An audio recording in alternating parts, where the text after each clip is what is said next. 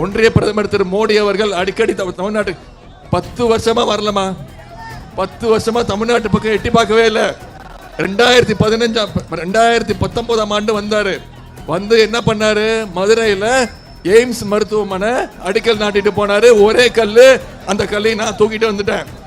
சரியா, இப்ப வரைக்கும் 1 ரூபா அந்த எய்ம்ஸ் மருத்துவமனைக்கு ஒதுக்கீடு செய்யல. ஆனா மற்ற மாநிலங்கள்ல நமக்கு அறிவிச்சதுக்கு அப்புறம் மற்ற மாநிலங்கள்ல எய்ம்ஸ் வேற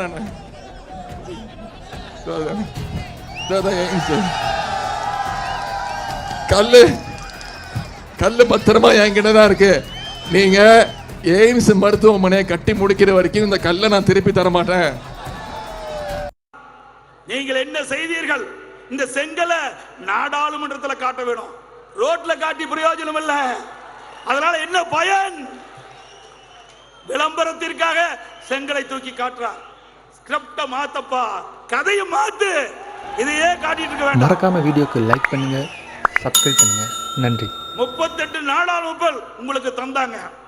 2019 திமுக கூட்டணி கட்சி சேர்ந்த 38 நாடாளுமன்ற உறுப்பினர்கள் உங்களுக்கு வாய்ப்பை தந்தார்கள். இந்த செங்கலை கொண்டு போய் அங்க காட்ட வேண்டியதானே? 38 பேரும் நாடாளுமன்றத்தில் காட்டி நிதியை பெற்று அந்த எய்ம்ஸ் மருத்துவமனை கட்டியிருக்கலாம். இல்ல, தில்லு திராணி தெம்பு இல்ல.